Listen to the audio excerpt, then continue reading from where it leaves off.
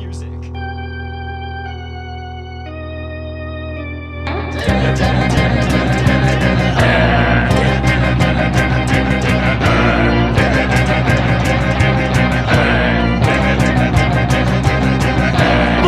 He's not a bat, he's a man who fights crime. And we're gonna watch him fight for a minute at a time. With John and Niall and a guest who just rhyme. It's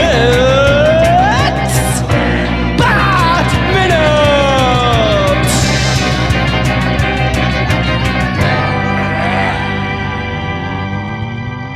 Hello and welcome once again to Bat Minute Returns, the show that analyses and investigates Tim Burton's Batman Returns 1 minute at a time. And, well, I was invited, but I thought I'd crash the party anyway. It's me, John Park. And this is the other host, Niall McGowan. I would try to make a joke based on dialogue from this minute, but that's pretty much the only line of dialogue, so... I got in there before you, because I'm a I could just like, oh, I'm all right. I'm all right, Niall McGowan. But well, are you all right? That's the most important question to ask on this lovely Friday. Yeah, no, I'm all right. Well, you know what makes us all feel all right? The guest we have today, returning once again. It is, as I said on Monday, the king of podcasts. It is Scott Carelli. Let's go talk about this outside, guys. I did it. I found the other line of dialogue. Whoop, whoop, whoop. And it was vaguely threatening, which makes it even better. Oh, there's going to be this tension throughout the whole episode now. Like, oh, Christ, yeah. Oh, my God. They're going to fight. Let's listen to every minute of this. They're going to fight. Like, everyone has to, like, pick up your laptops and walk outside. Well, welcome, everybody, to minute 99. How the hell are we here, Niall? What's going on? I thought we'd just started doing this. It's one of these bizarre things. It simultaneously feels like we started this season 5 years ago and yesterday at, like, the same time. It's always how that's always what the second season of a movie by minute feels like. Always. 100% of the time. What about the third one? Is that just a slog? Yeah, kinda. It goes back to feeling like the first season, honestly, where it's like, because you know that you're almost done. I guess. Well, I've only done a trilogies. You guys are doing a 4-movie series, so that's unprecedented for me. I don't know. You've done a lot more than us in total, but yeah, always 3s, aren't they? Yep. Always 3 there are. That's Slightly different message there than the original. But anyway, yes. Hello, everybody. Welcome to Minute 99. The minute starts with the fallout of the big revelation, and it ends with a grand entrance. Yeah, this is one of those things, like, again, a minute where we had a couple of times last season, a couple of times this season, but like where there's very little happening, but this is like, oh, I love this minute so much, though. For the stuff that does happen, it's not a lot of talking. It's mostly people just getting up off the floor. But when the stuff does happen, it's fantastic. So well, sometimes they're the best minutes, though. Yeah. Like, so when it's the fighting and stuff, what do you talk about? Yeah, it's true. You guys, you talked about this on Wednesday, and I kept my mouth shut because I wanted to save it for when it actually happened in the movie. But Penguin's entrance, the thing that I love about it as a sort of like, him bursting from the middle of the party. The thing that I like about that is specifically the fact that Bruce and Selina are about to go outside to talk about what just happened. Like what they just came to the realization of, they're going to go outside. They're going to talk about it. Like, they're not going outside to fight or anything like that. They're just going to go outside and talk about it and come to terms with it. And the tragedy of this moment is that they get interrupted. And they never get that moment. They never get a moment to come to terms with each other. And I think that because they don't get that beat to sort of talk about what they just learned ever, it never happens. I think that that's what leads us through the rest of this movie and causes us to end in the place that we end, but with them, because they never got that moment to sort of talk through what this means for them. Yeah. And instead, you just had both of them separately coming to conclusions and not discussing them with each other because they never get that moment because Penguin ruins it for them. Oh, that's such a shame. Even if they'd only had 2 minutes together, it could have changed the course of their relationship. Yeah, absolutely. Well, although you could also say that because she says first, like, oh, does this mean we have to start fighting? And Bruce is like, oh, let's go outside. Something. They walked outside, and he just like picked up like a trash can lid and started like banging her in the head with it or something. God damn it! I caught her. I caught Catwoman. Let's take it outside, damn it! Roll them sleeves up. Although, in talking about that, and as we did allude to in the last minutes, the original Dan Waters draft has this scene play out much for the worse. I would say very differently. Anyway, but. So when they, the revelations happen, there's a couple of different things actually happening in the party in that draft. I know, John, you mentioned last week in the Schrick revised draft, they had Alfred. Alfred was present at the party, walking around dressed as a knight. Yeah. In the Waters draft, Alfred's also there. Commissioner Gordon is also there, dressed as a Viking. Which I would have loved. It is surprising that Commissioner Gordon isn't there. It's not surprising for the Commissioner Gordon in this film series because he's a useless lump. But let's be honest, like, in real life, you think Max would want the police commissioner there? It's probably just mentioned them. It was like, we have a police commissioner. Like, what does he do? but yeah, like I would have loved though to see Pat Hingle in a Viking outfit. Like I was just like, oh, why Tim? Just for that. But and then as you might recall, in that draft they have Punch and Juliet, the Jen and Josh like origin characters. Jen and Josh appeared in this movie for one scene. In the Schrick revised draft, they are actually in the scene as well, doing the same stuff. Where Punch and Juliet or Jen and Josh appear again, dressed as Batman and Catwoman in the party, in a kind of ironic little isn't that? Oh, that's kind of funny. I mean, if they have to be in the film, do that with them. But then after the revelations happen, Selina says to Bruce, "City takes a lot out of you as they're running around all like, look at you, all along the ultimate defender of an insane society." And then Bruce says, "You'll have to forgive me, miss. I don't want to wear masks anymore." Sorry. He says, "You'll have to forgive me, miss. I don't want to wear masks anymore. I sure know how to pick 'em. A selfish, destructing psycho feline. Shall we?"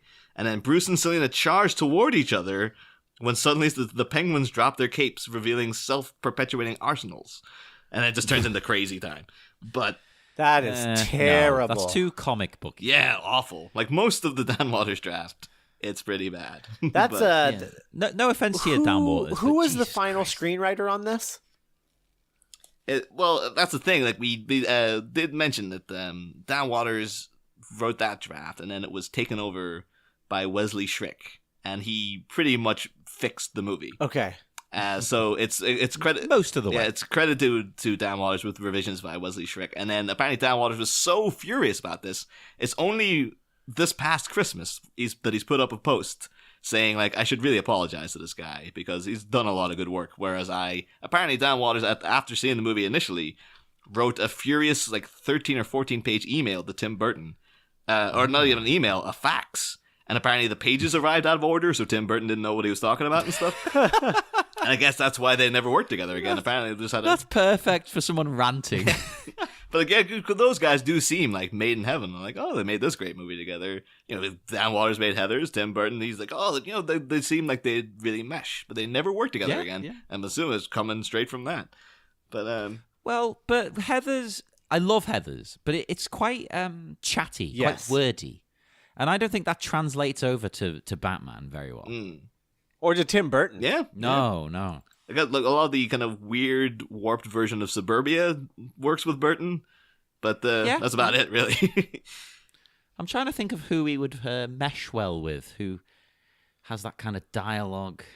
I don't know, maybe like this might be a bit weird, a Joss Whedon kind of a figure. That would be quite an interesting. You can definitely see there's a mark of Heathers in Josh Whedon. Like that's you can tell as a guy who liked that movie. Yeah. But so this other screenwriter, what other things did he do? Because he's not listed on IMDb, so I can't click on him and go look. It doesn't say what he did on these movies. It just lists them as movies he's worked on. But it's Arachnophobia, Cape Fear, Batman Returns, The Ties That Bind, the 1997 The Saint, Unfortunately, the Doom movie. Mm. Yeah. A Nightmare on Elm Street 2010. Oh God. And he's currently working on The Man in the High Castle, apparently. Well, I mean, Huh. jumped up again, I guess. Yeah. That's it's interesting. It sounds like he's one of those guys that doesn't get credited for movies very much. Yeah. He probably did a lot of like script doctoring work, which is basically what he did to this apparently, because he didn't get any credit for it. Mm. Yeah, I think he was also a script doctor actually on Face Off, and I think he worked on the second Mission Impossible. Oh. Okay, so he worked with what's his name? John Woo, Yeah. right? Yeah. That's like two movies where Okay, like one's like, oh, Face Off, like, oh, it's terrible, I love it, and then Mission Impossible 2, oh, it's terrible, I hate it. Yeah. I didn't mind it when we watched it recently to go on Mission Impossible. It was okay. It was okay. I was having to hold back from a lot of that. It was like, oh, just be nice, come in and say you don't mind the movie too much. Well, it got Lol interested. She wants to watch the third one. Well, the rest of them are infinitely better. So, The third yeah. one is better if I remember. Yes. but anywho, Yeah, no, that's really interesting. I also think it's interesting. I don't know. I like screenwriter director relationships. I think are really interesting because you have like. We were talking about at the beginning of this week, we were talking about that John August Catwoman spin-off movie he was writing for Tim Burton. And, they had never worked together prior to that. But then after that, because he did that and he obviously liked his work on that, then they started working together and they worked on like 5 or 6 things together after that, which I think is, including like Big Fish and Frankenweenie and Charlie and the Chocolate Factory and, all of those. And so I just find that very interesting, like the sort of director-writer relationships that pop up here and there. yeah. I like it when they have a relationship because they should be working closely together, I think, to get the best out of the film. Obviously, there's loads of great movies where they don't actually even communicate, but whatever. You've got a better chance of coming up with something special if you're genuinely communicative. Yes, I agree completely. Of course, we do have. I thought it was quite. It was quite telling, actually. The fact that Selina's line though is like, should we start fighting? She worries that she has to go into the violence persona, and Bruce is the one who's like, no, let's go outside, like, indicating let's talk about this kind of thing. And it's an interesting thing, because again, I've been reading up a lot on, the persona of Catwoman and whatnot, and, the psychology behind the character and whatnot, as she's written in the comics. And people have pointed out that the relationship between Batman and Catwoman is like, it's a flip version of what you usually see, whereas, the woman going after the bad boy, like, it's just a bad guy, like, he's trouble, but then there's the woman who wants to fix him. And that is the Batman-Catwoman relationship somewhat kind of flipped, whereas she's the bad girl, and Batman forever wants to... Batman forever! But Batman's perpetually wanting to fix Catwoman, or wanting to help her, wanting to aid her in her rehabilitation and whatnot. And I think you can kind of see that here in that, like, that the... at this point, even in this moment, like, and we'll see it again at the end of the movie, in kind of drastic circumstances, Bruce is always the one with the olive branch. Is always the one like, I want to help you. We can fix all of this and stuff. And then Selina is the one who just can't. And like, she's the one who will go into the darkness and into the hatred more than he will. And it's just you get a little hint of that there in that line. Or maybe it's just me. Maybe I'm overanalyzing these things, but No, I get that, definitely. I agree. But then, of course, KABOOM! The blast of a giant bomb underneath where they were just standing, right enough. So it's a good thing they moved, because they'd probably be dead. If they I have no idea how they split apart though. Because they're like at opposite sides of the room after the explosion, and they were like right next to each other. Like I don't know how that happened. Yeah, because you think, I mean, unless they were blown different ways, that doesn't really make sense. And they haven't ran separate ways to get out of the way of the blast because, well, A, Bruce is on the floor, and B, surely if you're scared, you'd probably stick together, I would think. Yeah. Mm-hmm. Well, yeah, I think it's just like it's supposed to be. You're supposed to, as the audience, accept it as like, oh, it's just disarray. And to be fair, it's a pretty like impressive, explosion in terms of like bodies just getting flung everywhere. Because again, this is a predating the CGI era where this would be now just done with CGI.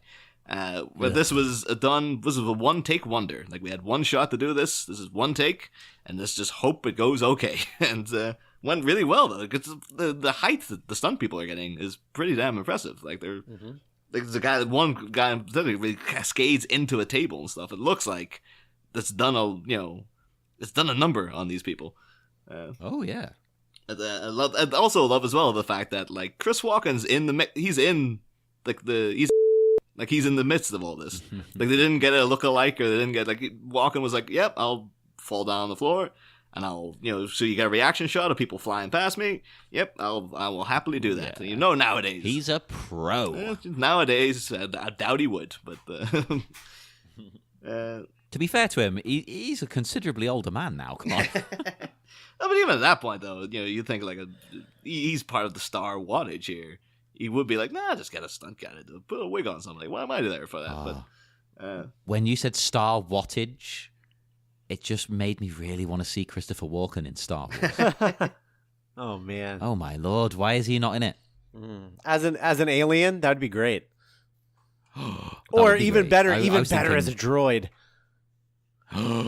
Oh, perfect. See, I was thinking the obvious way, like, oh, he'll be an Imperial officer. No, that's better. Yeah. I like Oh man. because everyone thought that with Mads Mikkelsen. They were like, oh, Mads Mikkelsen, he's going to be the best Imperial officer. Well, he kind of worked for the Empire, but not in the way you were expecting when you saw Rogue One. Right. Walken's probably still stinging from like, I could have been Han Solo. That's what the internet says. I could have been Han Solo, and I'm not. I could see him as a Hannibal Lecter, actually. Oh yeah, totally.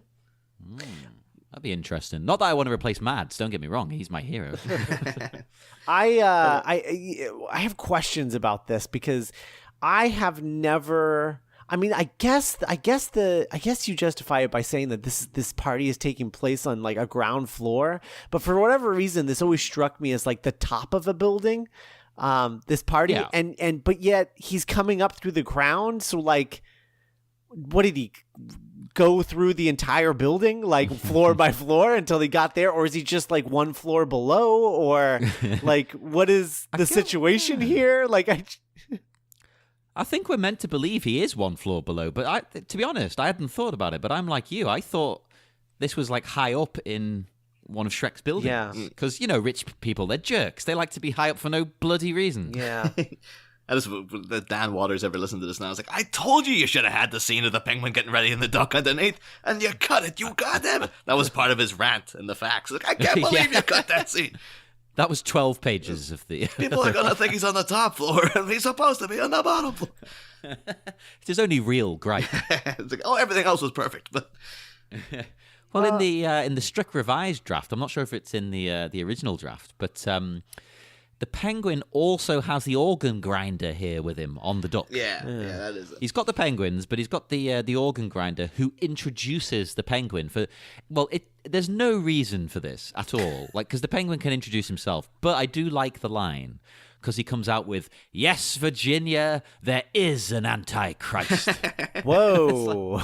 That's pretty cool. I like that. Okay, so I solved the mystery with the building.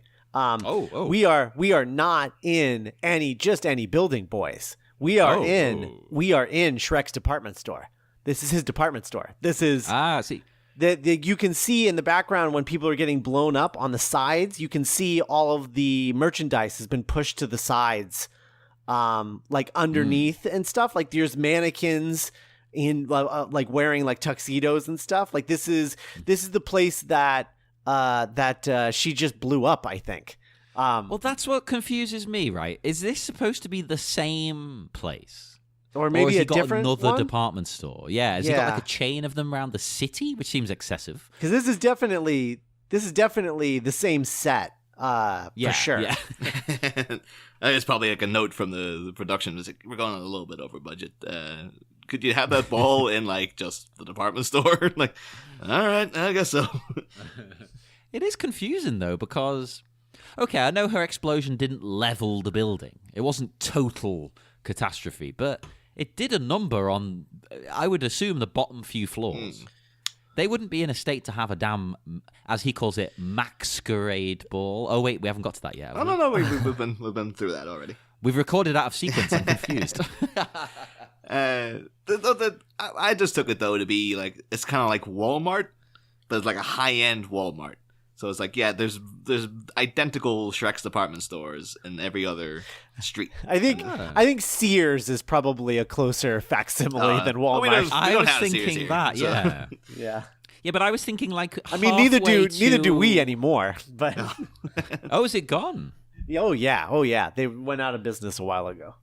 Oh, see, we don't know these things. Yeah. I thought it was like halfway to maybe like a Harrods.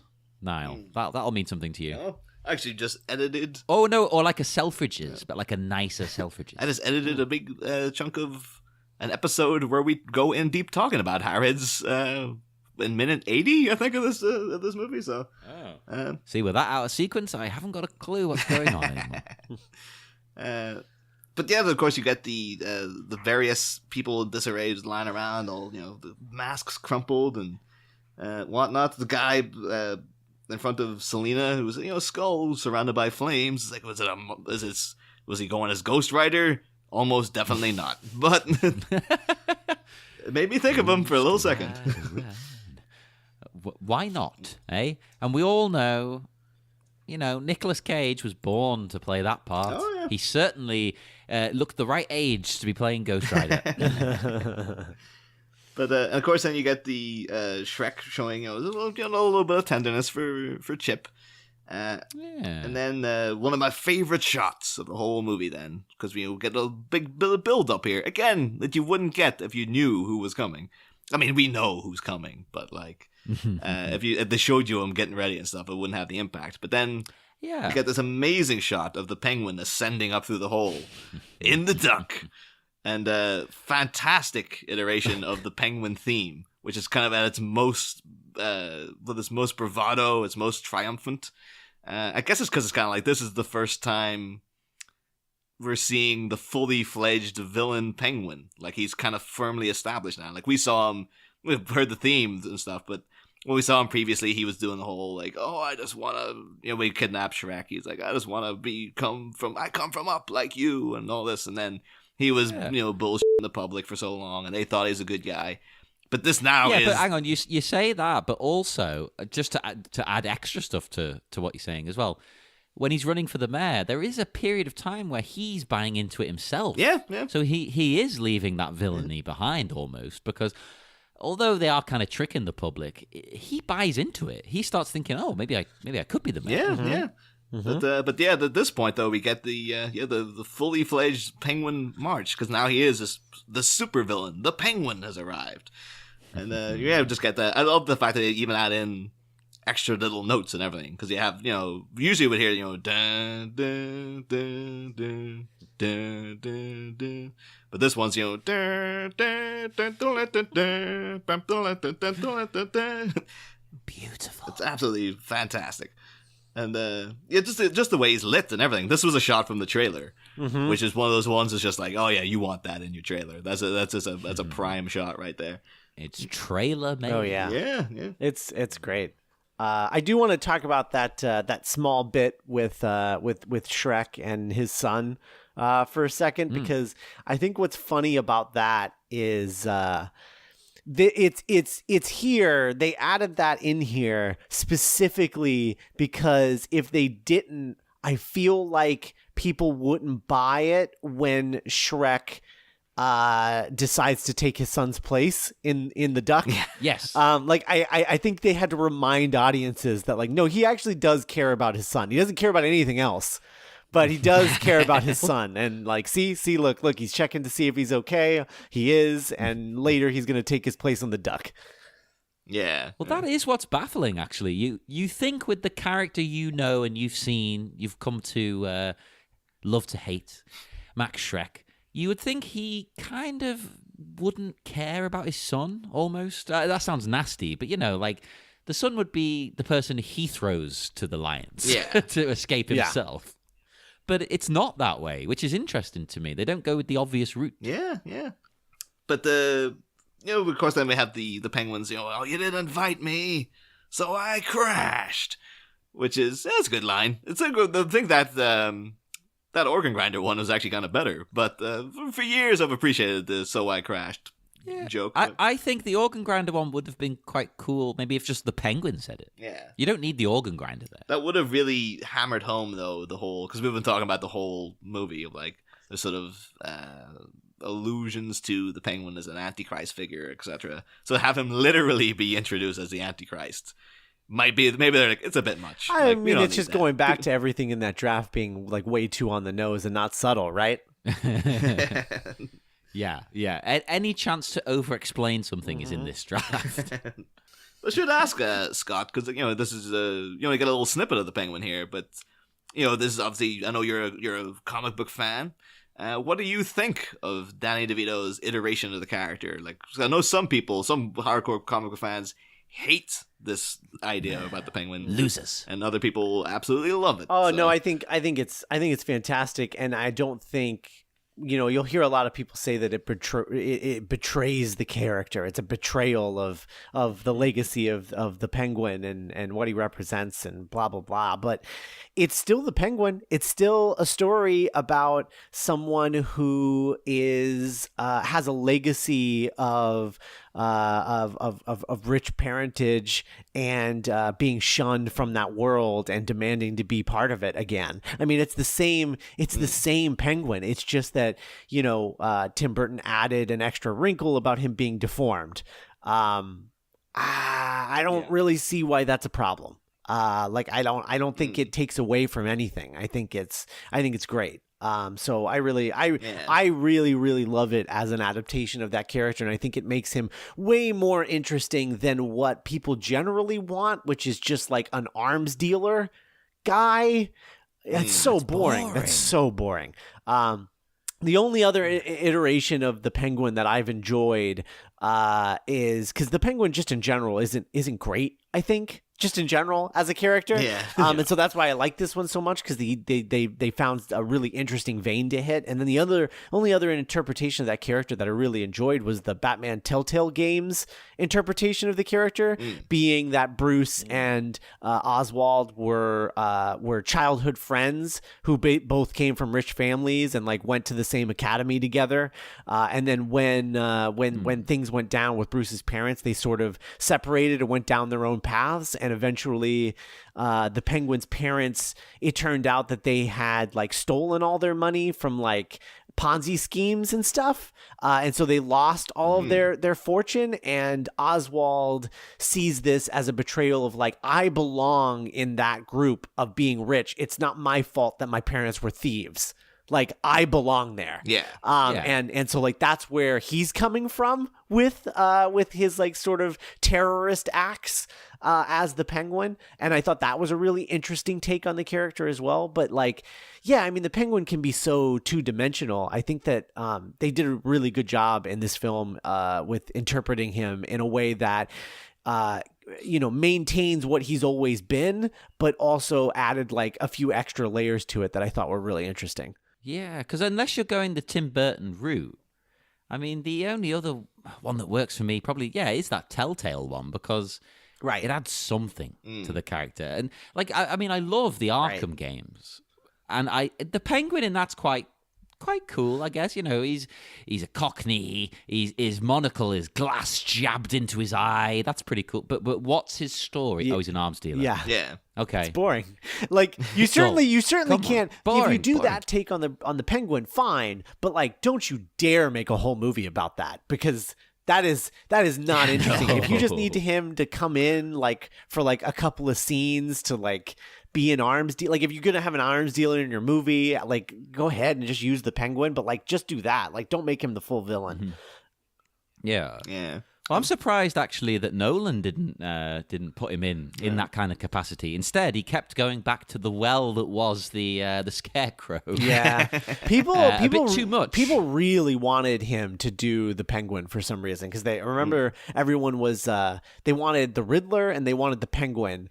And I remember You could do the Riddler, I think. That could have been like a creepy, almost like a horror movie. yeah, but with the Penguin, I remember everybody wanted the villain from Mission Impossible 3, Philip Seymour Hoffman. Yeah. Everybody wanted Hoffman as Nolan's Penguin. I remember that was like everywhere on the internet.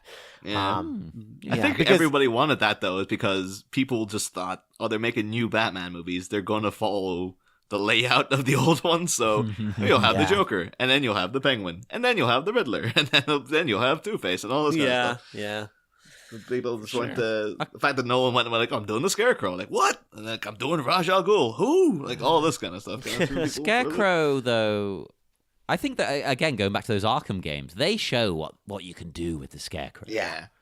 Although, because he's terrifying in some of them, but in the movies, like, I wish he was more of a threat. He never feels that much of a threat, really, especially after the first one. Yeah, it just gets. I remember in the cinema in 2005 seeing like, oh, he got tasered in the face. He'll be back, and then no, he didn't come back. Like, oh, that was the end of him. Okay, but I should say though as well, I did also try to do research into like, because you obviously have like the Penguin as the running for mayor plot line pops up. You know, that this come from the '60s show. They did it here. They do it in Gotham, et cetera, et cetera. And I was like, what other famous stories involve the Penguin in the comics? And interesting enough, to tie into what you were saying, Scott, Googled it, and Google seemed to come back with, there are no good Penguin stories. Like, there's no like, you know, there's no Killing Joke, or there's no friggin' The Man Who Laughs, or the Laughing Fish, or anything like that. All the old Joker stories that everyone remembers. There's nothing like that for the Penguin. No. So it's just like, yeah, they did one in the early 2000s called Penguin Pain and Prejudice, which was basically just doing what this movie did in comic form again. So yeah, it's maybe this has always been, I never understood until recently. I never even realized that people didn't like the Danny DeVito version of the Penguin. And now I can't understand why, because it's like, this is, to me, the best version of the character. Uh-huh. Yeah. And I wonder why nobody's really tried to go back to this. Even if they like evoke it somewhat, it never goes like all out to these lengths to be weird and Tim Burton and creepy. But even though in like, talking about the Penguin in the essence as a character, it's like it's almost summed up in this shot. It's like, yes, he was a man who has a birthright because he was from the upper crust and he was rejected by the city, and now he's blasting his way back into high society. Like, he's gonna do by hook or by crook, he is gonna get his way back into the upper classes and stuff. It's kind of summed up in this. Accept him. It's kind of summed up in a shot of him blowing apart a big fancy party and just arriving up in his big obnoxious duck and with his top hat and like, hey, here I am, everybody. Witness me. Love it. But anyway, I think that's pretty much the action for this minute. Has anyone got anything else they want to cover in this minute, or no? Yeah. That's about it, to be honest. Yeah. Well, I think you kind of summed up your feelings on the movie in general throughout the whole week there, Scott. Yeah, so. I mean, I just I just love the world of this movie. I think the first Batman movie is like halfway there, and then this is just a perfect film. It's like it's firing on all cylinders. Tim Burton made exactly the movie he wanted to make. And I think the sets are incredible. The backlots are incredible. Everything about this is just shot beautifully. It just looks like $1 million. And I just think it's just so inherently watchable. Like, I can put this movie on any time and just, I love it. I'm so absorbed by it every time. I think it's phenomenal. Yeah, you don't even need to have like recently watched the first one. You can just put this on straight away, and you know the character, you get it. Yeah, absolutely. Yes, we will head off into the dark, dark night one more time and let you enjoy your Friday, everybody. Go into your weekend and have fun. One last time, Scott, would you like to tell everyone about more of your wonderful, wonderful work?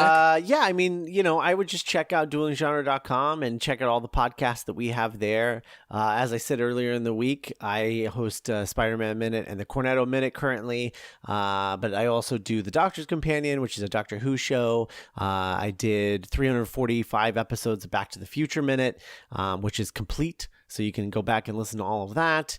And there's so much more from other people on the website, things that I don't host and things that I might have a finger in there here or there. But all of it you can find at duelinggenre.com. Yeah, check that out, because I think they're probably the shows I listen to the most.